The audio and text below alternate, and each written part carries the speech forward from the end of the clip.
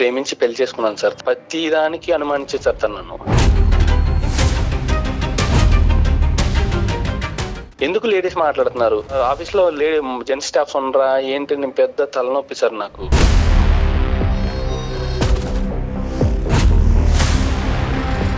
పెళ్ళి అయ్యి ఎంతకాలం అయింది? డివోర్స్ కూడా అయిపోయింది సార్. ఇప్పుడు మీ సైడ్ వర్జన్ వింటున్నాం, మరి అమ్మాయి సైడ్ వర్జన్ మనం వినట్లేదు కాబట్టి వాళ్ళ ఫోన్ నేను లిఫ్ట్ చేయకపోతే నాకు ఉన్న ఉద్యోగం కూడా పోతుంది సార్. నేను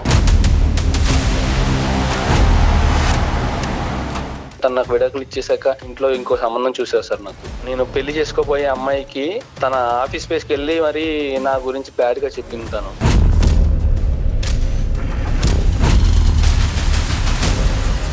డివోర్స్ అయిపోయినాయి కదండి.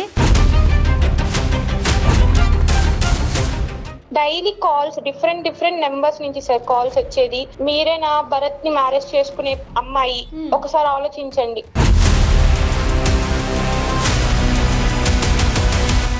మళ్ళీ నన్ను పెళ్లి చేసుకో అని చెప్పి సూసైడ్ అటెంప్ట్ చేసింది సార్. తను ఎంత టార్చర్ చేశారో, మళ్ళీ మీ అమ్మాయి ఎన్ని ప్రాబ్లమ్స్ ఫేస్ చేయాలో, ఇలా వాళ్ళ మైండ్ ని కూడా చేంజ్ చేస్తా ఉన్నారు వాళ్ళు.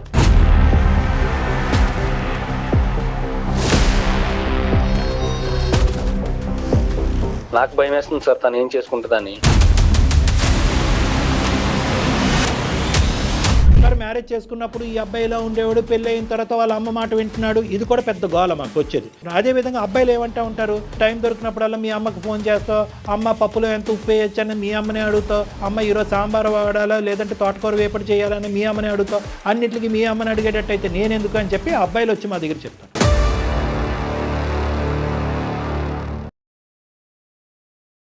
ఇండియాలోనే మొట్టమొదటిసారిగా కరక్కాయ ద్వారా ఆర్గానిక్ హ్యాండ్ బ్లాక్ ప్రింట్ లో అందిస్తున్న ఏకైక స్టోర్ మనవ్ కలంకారీ. మనవ్ కలంకారీ సమర్పించు అందమైన జీవితం కార్యక్రమానికి స్వాగతం. నమస్తే కళ్యాణ్ గారు. నమస్తే జయ గారు. కళ్యాణ్ గారు, మా భరత్ అనే ఒక అబ్బాయి మనకి మెయిల్ చేశాడండి. పెళ్లి చేసుకున్న తర్వాత విడిపోవటం, ఇష్యూస్ ఫేస్ చేయటం, ఒకరికొకరు ఇబ్బందులు పడటం, ఇలాంటివి మనం చూస్తూ ఉంటాం. కానీ ఈ మధ్యకాలంలో బహుశా మీరు కూడా నెంబర్ ఆఫ్ కేసెస్ చూస్తున్నారేమో. ప్రీ మ్యారిటల్ కౌన్సిలింగ్ అనేది చాలా అవసరం వచ్చేసింది. ఉమ్మడి కుటుంబాలు ఉండట్లేదు, ఎవరికి వారే ఓన్ డెసిషన్స్ తీసేసుకుంటున్నారు. అదేదో పెళ్లికి ముందే మాట్లాడుకుంటే అన్ని విషయాలకి సంబంధించి ఒక క్లారిటీ వస్తుంది అనే థాట్లోకి వచ్చారు. కేసులు ఎలా ఉన్నాయండి? మీ దాకా వస్తున్నారా? ప్రీ మ్యారిటల్ కౌన్సిలింగ్ గురించి ఈ మధ్యకాలంలో మన ప్రోగ్రామ్స్ బట్టి అవనివ్వండి, ఇంకా వేరే కార్యక్రమాలు బట్టి అవనివ్వండి, ఒక అవగాహన అయితే బాగా పెరిగింది మేడం. ఎందుకంటే ప్రేమించుకునేటటువంటి వాళ్ళు కూడా పెళ్లి వరకు వెళ్ళే లోపు అసలు మేము ప్రేమించుకున్న వాళ్ళం, పెళ్లి తర్వాత భార్యాభర్తలుగా మేము సానుకూలంగా మా ప్రయాణం సాగుతుంది అనేది వచ్చేవాళ్ళు ఉన్నారు. అరేంజ్డ్ మ్యారేజెస్ పరంగా కూడా తల్లిదండ్రులు బాగానే ఇష్టపడుతున్నారు, జాతకాలు బాగానే కలిసినాయి, ఆస్తిపాస్తులు ఏ విధంగా అన్నీ బాగానే ఉన్నాయి. మీ ఇద్దరు అంటే ఏంటంటే ఆలోచన శైలి అంటే ప్రీ మ్యారిటల్ కౌన్సిలింగ్ యొక్క ప్రాముఖ్యత ఏంటంటే ఇమోషనల్ అట్రాక్షన్ అనేటటువంటిది, ఇమోషనల్ ఇంటిమసీ. అంటే మానసికంగా మీ ఇద్దరం భార్యాభర్తలుగా జీవితాంతం ప్రయాణం చేయగలమా. శారీరకంగా physical attractions is very easy. నువ్వు బాగున్నావు, నేను బాగున్నాను, నీ హైట్ బాగుంది, నా హైట్ బాగుంది, నీ అందం బాగుంది, నా అందం బాగుంది, దట్స్ ఓకే. అది మీకు 10 minutesలో మీరు అది తేల్చేసుకోవచ్చు ఆ లెక్క. కానీ ఇమోషనల్ ఇంటిమసీ, నా భావజాలం, నా ఆలోచన శైలి, నా వ్యక్తిత్వం అవతల వ్యక్తికి మ్యాచ్ అవుతుందా, నాలో వీక్నెసెస్ నేను ఈ అమ్మాయి గురించి మాడిఫై చేసుకోగలనా, ఈ అబ్బాయి గురించి మాడిఫై చేసుకోగలనా. మాడిఫై చేసుకోలేనటువంటి క్రమంలో ఇద్దరు ఒకరికొకరు ఎలా అడ్జస్ట్ అయ్యి ఉండగలం అనే అండర్స్టాండింగ్ ప్లాట్ఫామ్ అనేది ముందస్తు మాట్లాడుకుంటే తర్వాత వచ్చేటటువంటి పరిణామాలు రాకుండా ఉంటాయి. ముందే మాట్లాడకపోతే షాక్ అవుతాం, ఇదేంటి. Counselling is very important. Nowadays అయితే చాలా అవసరం కదా. అతను దానికి సంబంధించి అంటే పెళ్లి చేసుకోబోయే ఒక అమ్మాయికి సంబంధించిన ఒక ఇష్యూతో మన దాకా వచ్చాడు. మరి కాల్ చేస్తానండి, చేయండి మేడం.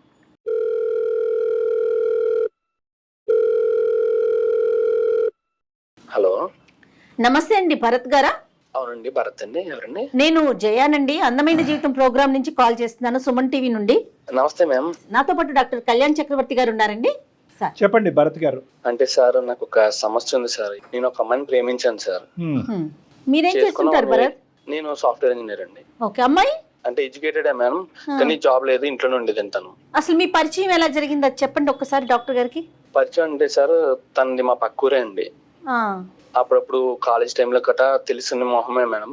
ఓ. అయితే తనని ఒక బస్సులో పరిచయం అవడం వల్ల 1 year నుంచి అలాగా డీప్ గా లవ్ చేసుకున్నాం మేడం. ఇంట్లో ఒప్పుకోకపోతే ఇంట్లో ఒప్పించి మరి ప్రేమించి ఇద్దరిని 2 వైపులా ఒప్పించి మరి నేనే మ్యారేజ్ చేసుకున్నాను మేడం. ప్రేమించుకున్నప్పుడు భరత్ అంతా కూడా స్మూత్ గానే ఉంది, అప్పుడు ఏం డిఫరెన్స్ ఆఫ్ ఒపీనియన్ కానీ ఏమీ రాలేదు. ఓన్లీ థింగ్ ఏంటంటే పెద్దలు అంగీకరించకపోవటం, ఆ ఇరువైపుల పెద్దల్ని మీరే అంగీకరించేటట్టు విధంగా చేసుకున్నారు, అంతే కదా? అవును సార్. పెళ్ళి అయ్యి ఎంతకాలం అయింది? అంటే సార్ ఇప్పటికి డివోర్స్ కూడా అయిపోయింది సార్. అంటే సార్ 1 year తర్వాత డైవర్స్ కి అప్లై చేసాను సార్. తను నా మాట వినకుండా అసలు నేను ఎక్కడికి వెళ్తున్నావు, ఎందుకు వెళ్తున్నావు మాట్లాడితే ఇదే సార్. సాఫ్ట్వేర్ ఆఫీస్ టైమింగ్స్ అంటే మీకు తెలియదే ఉంది సార్. ఎప్పుడు ఆఫ్టర్నూన్ 11కి వెళ్తాం, నైట్ 12-2 కూడా అవుతూ ఉంటుంది. ఆ నైట్ టైంలో ఫోన్స్ వస్తుంటే ఎవరు చేశారు, ఎందుకు చేశారు, లేడీస్ ఎందుకు మాట్లాడుతున్నారు, ఇలా తలగా ప్రతి దానికి అనుమానించేది సార్ తను నన్ను. అసలు ఏ విషయం తను నచ్చ చెప్దామని అసలు వినేది కాదు సార్ నా మాట తను. మరి వాళ్ళ తల్లిదండ్రులు చెప్పించారా ఇది కరెక్ట్ కాదమ్మా అని చెప్పి? సార్ చెప్పించింది సార్. చాలా వాళ్ళ పేరెంట్స్ కూడా చెప్పారు సార్ వద్దని. వాళ్ళ పేరెంట్స్ మాట వినలేదు, మా పేరెంట్స్ మాట వినలేదు సార్ తను. ఈ ఓవర్ పొసెసివ్నెస్ అనేటటువంటిది పెళ్ళైనటువంటి కొత్తలో చాలా సర్వసహజం ఆడవాళ్ళకి. దాన్ని శృతి మించినటువంటి పరిస్థితికి వెళ్ళి ఆ అమ్మాయిగానే ఆ ఊహ కాస్త ఇంకో లెవెల్కి వెళ్ళిపోయి డివోర్స్ వరకు వెళ్ళిపోయింది. అయితే సార్ తనకి నాకు విడాకులు అయిపోయి 1 year అవుతుంది సార్ ఆల్రెడీ. అదంతా ఆ స్టోరీ క్లోజ్ అయిపోయింది. నాకు విడాకులు ఇచ్చేసాక ఇంకా నేను 6 నెలలు బయటకు రాలేక సార్. అలాంటి పరిస్థితుల్లో ఎన్నో బాధలు పడి ఆఫీస్ వర్క్ చేయలేక ఇవన్నీ మైండ్ లో పెట్టుకున్నాక ఇంట్లో ఇంకో సంబంధం చూసారు సార్. నాకు మూవ్ ఆన్ అవుదామని నేను ఓకే చెప్పాను సార్. ఇలాంటి ఇష్యూ మళ్ళీ జరగకూడదని నేను చేసుకోబోయే అమ్మాయికి కూడా మొత్తం వివరించాను సార్. నా లైఫ్, పాస్ట్ లైఫ్ ఏం జరిగింది, నేను వేరే అమ్మాయితో ఇలాగా పెళ్లి అయింది, ఇలా విడిపోయింది, లవ్ మ్యారేజ్ మొత్తం చెప్పాను సార్ తనకి. ఎంగేజ్మెంట్ అయిన అమ్మాయితోటి. అండ్ మాకు ఎంగేజ్మెంట్ అయ్యి కూడా ఎంతో కాలం కాలేదు సార్. గట్టిగా ఒక 4 months అవుతుంది సార్. ఇంకొక 1 month లో మ్యారేజ్ ఉంది సార్. అయితే సార్ ఈ లోపు మళ్ళీ తను నా దగ్గర నాకు ఎంగేజ్మెంట్ ఫిక్స్ అయిందని తెలిసి ఒక 3 months నుంచి తను నన్ను టార్చర్ చేస్తుంది సార్, నా ముందు భార్య. అవును సార్. డివోర్స్ అయిపోయినాయి కదండి.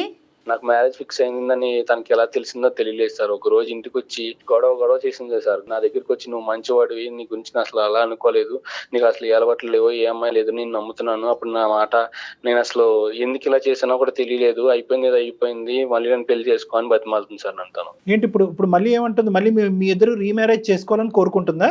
అవును సార్. నీకు ఎంగేజ్మెంట్ అవ్వలేదని అనుకో, కరెక్ట్ గా ఎంగేజ్మెంట్ నీ పెళ్లి టైంకి ముందుకు రావటం ఏంటి? దానికంటే ముందు వచ్చి ఉంటే కనుక బహుశా ఆవిడలో ఏమైనా మార్పు కనిపించుంటే నువ్వు ఏమైనా ఒప్పుకుని ఉండేవాడేమో. మళ్ళీ నన్ను పెళ్లి చేసుకో అని చెప్పి సూసైడ్ అటెంప్ట్ చేసింది సార్. నేను పోలీస్ స్టేషన్ లో కంప్లైంట్ కూడా ఇచ్చాను సార్. తన వల్ల నాకు ఇలా ఇబ్బంది అవుతుంది, తన ఇంటికి వచ్చి సూసైడ్ అటెంప్ట్స్ చేస్తుంది, తనకి ఏమన్నా చేసుకుంటే నాకు బాధ్యత లేదని నాకు భయం వేస్తుంది సార్ తను ఏం చేసుకుంటుందని.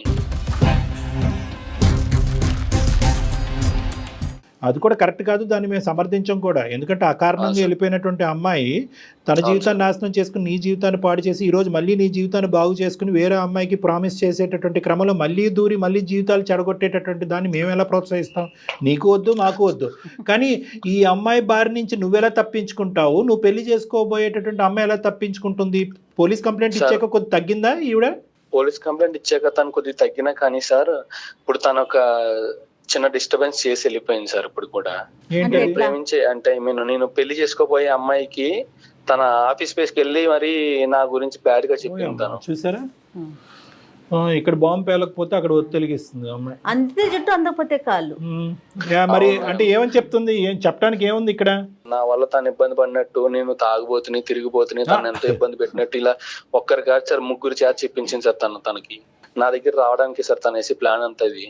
నీ దగ్గర రావడం ప్లాన్ కంటే ముందు ఈ పెళ్లిని చెడగొట్టాలనే మోటో ఏంటంటే నువ్వు సుఖపడకూడదు, తనకు కానటువంటి వాడు ఎవరికి చెందకూడదు, ఇంకా ఇతని జీవితంలోకి వేరే వాళ్ళు రాకూడదు, మళ్ళీ ఆ అమ్మాయి రావాలి, మళ్ళీ ఆ అమ్మాయి నిన్ను ఉడుం పట్టుగా బిగించాలి, నిన్ను ఊపిరి తీసుకోనివ్వకూడదు. ఇదే పద్ధతి కంటిన్యూ అవుతుంది. సరే, ఆ అమ్మాయి మార్పు వచ్చిందో లేదో అనేటటువంటిది ఈ రోజు అప్రస్తుతం. అదేమి ఇప్పుడు అది పెద్ద మాట్లాడుకోవాల్సినటువంటి అవసరం లేదు. కానీ ఇప్పుడు నీ జీవితాన్ని పాడు చేస్తున్న అమ్మాయి ఈ రోజు వచ్చి మళ్ళీ ఆ అమ్మాయి జీవితాన్ని పాడు చేస్తుంది కదా. అవును సార్. ఆ అమ్మాయి, ఈ అమ్మాయి ఫస్ట్ మ్యారేజ్ సెకండ్ మ్యారేజ్? అప్పుడు నువ్వు చేసుకోబోయే అమ్మాయి ఫస్ట్ మ్యారేజ్ సార్ తను. ఫస్ట్ మ్యారేజ్ పూర్తిగా మీరిద్దరు ఒకరినొకరు అండర్స్టాండ్ చేసుకున్నారు ఈ 4 months లో? పూర్తిగా అండర్స్టాండింగ్ చేసుకున్నాం సార్. తను నన్ను నమ్మింది సార్. అండ్ ఈ విషయం జరగగానే తన గురించి నా గురించి బ్యాడ్ గా చెప్పగానే తను నాకు ఫోన్ చేసి ఇదేంటని అడగగానే తనకి ఎక్స్ప్లెయిన్ చేశాను సార్. కానీ తను కలిసి కూడా మాట్లాడాను సార్.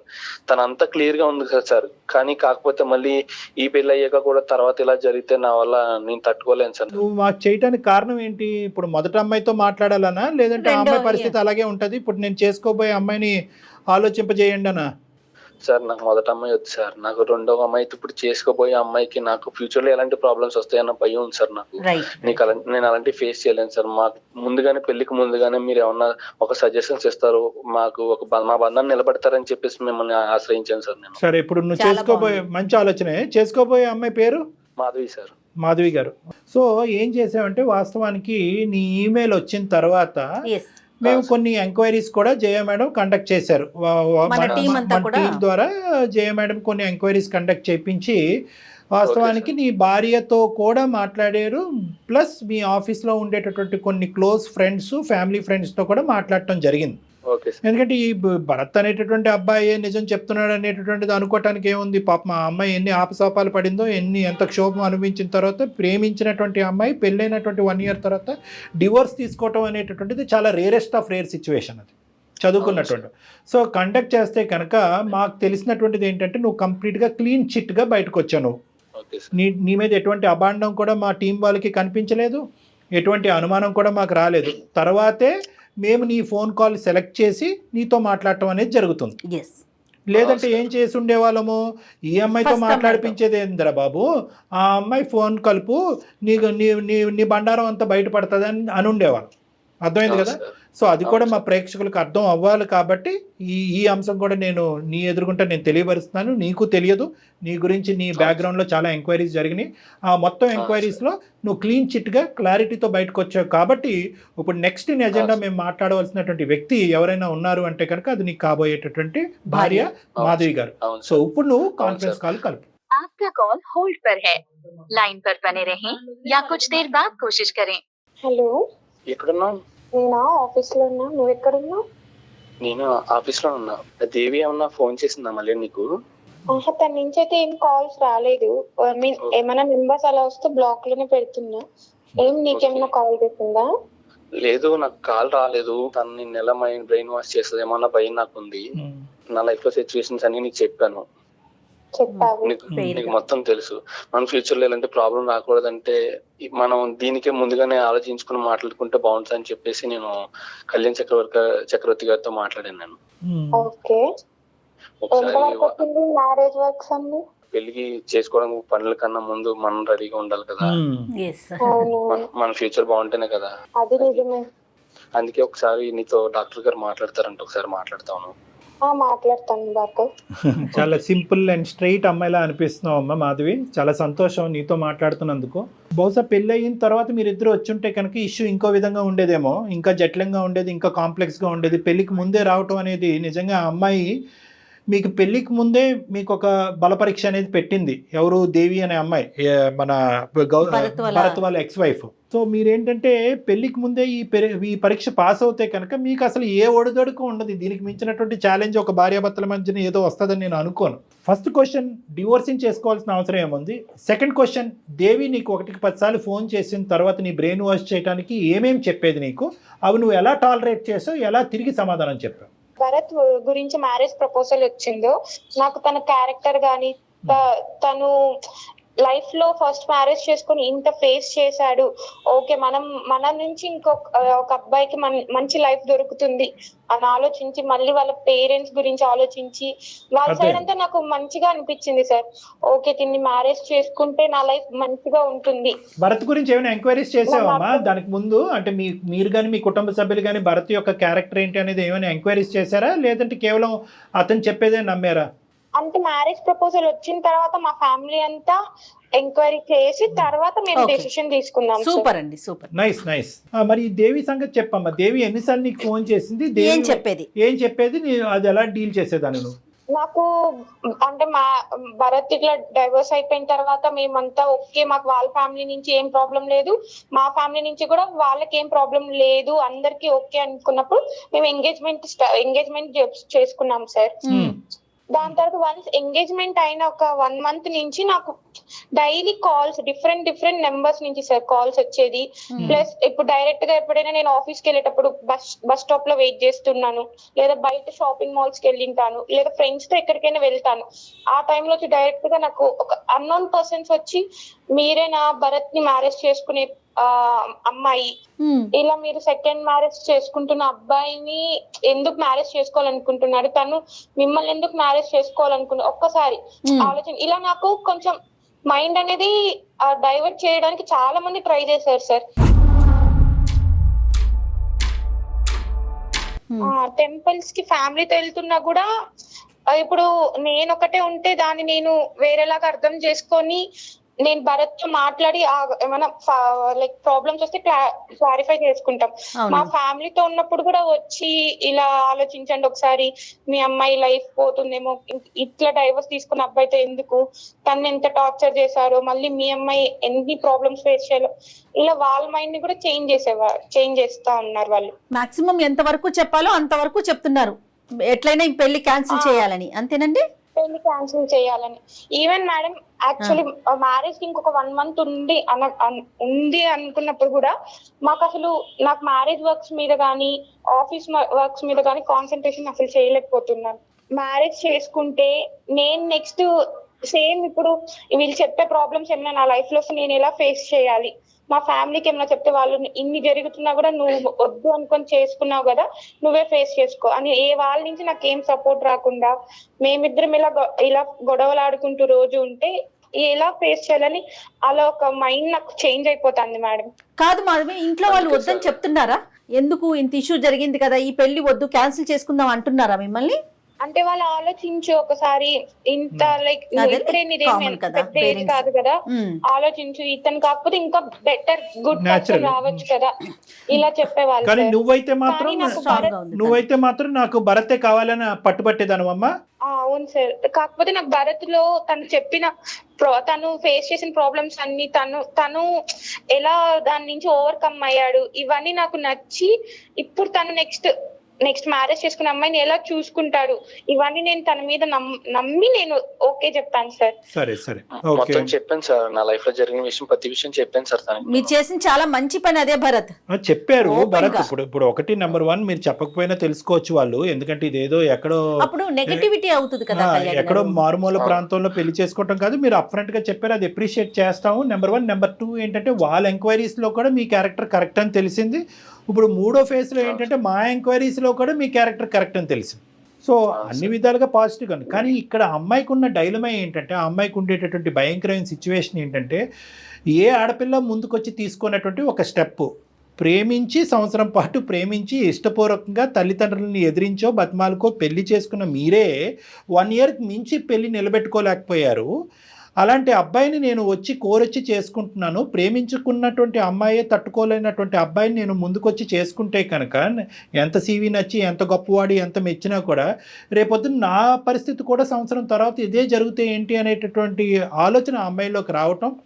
దాంతోపాటు ఏంటంటే వెనక నుంచి వచ్చి దేవి ఈ విధంగా నలుగురి చేత 4 మాటలు చెప్పించి ఈ అమ్మాయి బ్రెయిన్ వాష్ చేయటం. ఈ అమ్మాయి ఏంటంటే ముందు నువ్వు వెనకతలు గొయ్యి, నచ్చినటువంటి అబ్బాయి, అన్ని బాగున్నటువంటి అబ్బాయి, ఎంతో సిన్సియర్గా చెప్పినటువంటి అబ్బాయిని చేసుకోవాలా, లేదంటే లోకం అంతా కూడా ఒకే తట్టి మీదకి వచ్చి ఎందుకు రిస్క్ అనేటటువంటి మాట దేవి మాటల్లో ఏమన్నా 1% అన్నా నిజం ఉందేమో, చేతులు దులుపుకుని ఎంగేజ్మెంట్ వరకే అయ్యింది కదా, ఏముందిలే పెళ్లి వరకు అవ్వలేదు కదా అని చెప్పి వెనక్కి వెళ్ళిపోవాలనేటటువంటి ఆలోచనతో ఆ అమ్మాయి చేసినటువంటి పోరాటం, ఇప్పుడు వరకు చేసినటువంటి పోరాటం బహుశా చాలా కష్టసాధ్యం. అది ఎందుకు 1% రిస్క్ ఉన్నా కూడా ఎందుకు ఇటువంటి దాంట్లో దిగాలి?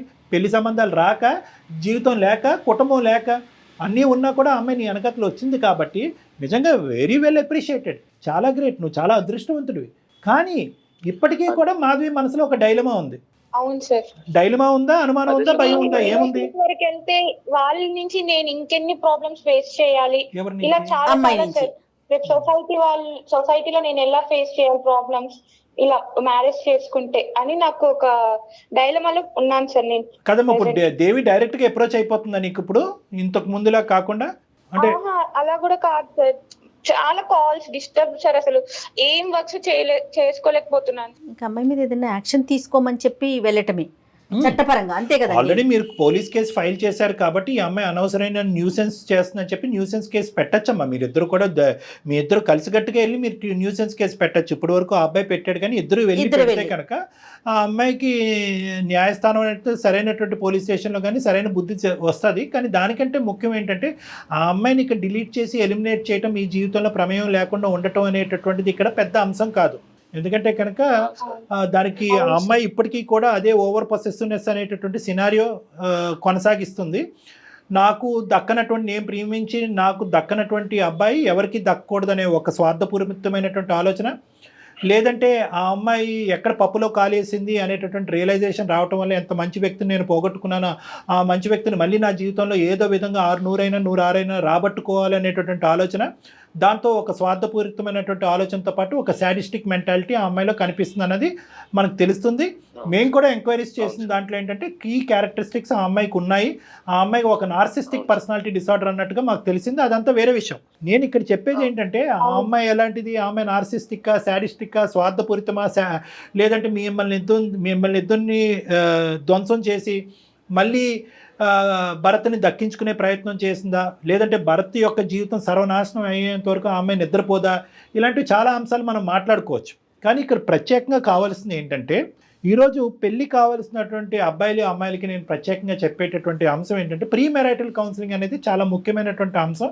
ఇలాంటి వాటి గురించే ఒక సిచ్యువేషన్ ఫేస్ చేశాను నా లైఫ్ లో, మళ్ళీ ఇలాంటిది నేను ఫేస్ చేయడానికి రెడీగా లేను. నువ్వు ఇప్పుడు నా మీద ఎన్ని నమ్మకాలు పెట్టుకున్నా కానీ ఫ్యూచర్ లో తన మాటలు కొంచెం నిజం అనిపించచ్చు నీకు. మ్యారేజ్ కి ముందు ఈ ప్రాబ్లమ్స్ అన్ని సాల్వ్ చేసుకోవాలి.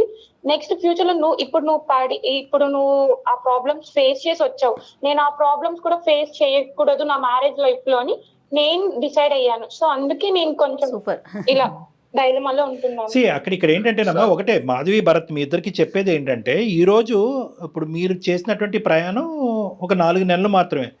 దీనికంటే ఎన్నో 10 రెట్లు మీరిద్దరు ప్రయాణం చేయాలి, ఎన్నో సంవత్సరాల పాటు జీవితకాలం ప్రయాణం చేయాలి. ఇప్పుడు ఈ అమ్మాయి పెట్టినటువంటి వర్డ్స్, ఈ బీజాలు ఏవైతే ఆ అమ్మాయి నాటిందో నీ బ్రెయిన్లో, ఓకే భరత్ సంగతి తీసి పక్కన పెట్టేసి మాధవి, ఎప్పుడైతే ఏజ్తో పాటు నీకు ఒక మెచ్యూరిటీ, ఒక అవగాహన, ఒక ఆలోచన, ఎక్స్పోజర్, ఎక్స్పీరియన్స్ పెరుగుతాయో ఏదో ఒక చిన్నపాటి సంఘటన నీకు కనిపించవచ్చు, ఎవరితోనో మాట్లాడుతున్నాడో, ఎవరితో చాలా ఫెమిలియర్గా వ్యవహరిస్తున్నాడో అనేది. అప్పుడు ఏమవుతుందంటే ఆ చుక్క ఈ చుక్క కలవకూడదు. అప్పుడు దాని గురించి అనమాట ప్రీ మ్యారిటల్ కౌన్సిలింగ్ అనేది ఎందుకు చాలా ఇంపార్టెంట్ అంటే కనుక మీరు చెప్పుడు మాటలు వినకుండా మీ మనసుతో ఒకరినొకరిని అర్థం చేసుకోండి అనేటటువంటిది, ట్రాన్స్పరెంట్గా ఒకరినొకరిని అర్థం చేసుకోండి. ఏదున్నా కూడా సీక్రెట్స్ పెట్టుకోకుండా ఓపెన్గా డిస్కస్ చేసుకోండి. మీ ఇద్దరు లోపల ఉండేటటువంటి వ్యక్తిత్వపరమైనటువంటి లోపాలు మీరిద్దరు ట్రాన్స్పరెంట్గా డిస్కస్ చేసుకుని ఏది చేయగలం ఏది చేయలేము అనేది మీరు ఓపెన్గా డిస్కస్ చేసుకుంటే బయట నుంచి వచ్చేటటువంటి మాటలు మీ మనసులో ఇరుక్కోకుండా ఉంటాయి, ఇలాంటి పరిస్థితులు రాకుండా ఉంటాయి అనేది. మీ ఇద్దరి జీవితంలో ఈ అమ్మాయి వచ్చి చాలా పుణ్య కార్యక్రమం చేస్తుందని నేను చెప్పాలి. ఎందుకంటే కనుక ఏదైతే ఈ పార్టీ బ్యారియరు ఈరోజు దేవి అనే వ్యక్తి నీ జీవితంలోకి వచ్చి నీ బ్రెయిన్లో ఈ మాటలు పెట్టకపోతే కనుక మీ పేరెంట్స్ నువ్వు ఇంకొద్దు ముందుకెళ్ళి ఇంకొంత ఎక్స్ట్రా ఎంక్వైరీస్ చేసి ఉండేవారు కాదు. సుమన్ టీవీ వాళ్ళు మేము కూడా మా టీం వరకు వచ్చి మేము కూడా ఈ ఎంక్వైరీస్ చేసి ఉండేవాళ్ళం.